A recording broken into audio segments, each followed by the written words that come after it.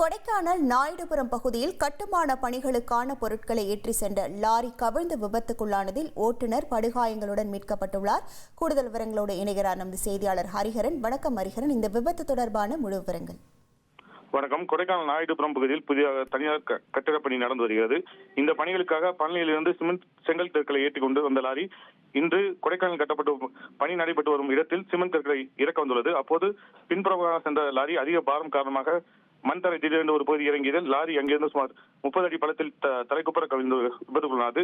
இந்த விபத்தில் லாரி ஓட்டி வந்த பழனியைச் சேர்ந்த சசிகுமார், வயது 36 என்பவர் தரையில் பலத்த காயமடைந்த நிலையில் அவரை மீட்டு தனியார் வாகனம் மூலம் கொடைக்கானல் அரசு மருத்துவமனை சிகிச்சை அனுமதித்தனர். பலத்த காயம் ஏற்பட்டதால் இவர் மேல் சிகிச்சைக்காக தேனி அரசு மருத்துவமனைக்கு கொண்டு செல்லப்பட்டுள்ளார். இந்த விபத்து காரணமாக இந்த பகுதியில் சிறிது நேரம் பரபரப்பாக காணப்பட்டது. உங்கள் விவரங்களுக்கு நன்றி ஹரிஹரன். ட்ரெண்ட ஃப்ரெண்ட் ஆக்கிக்கோங்க. தந்தி டிவியின் சப்ஸ்கிரைபர்ஸ் அண்ட் ஃபாலோவர்ஸ் குடும்பத்துல நீங்களும் இணையுங்க.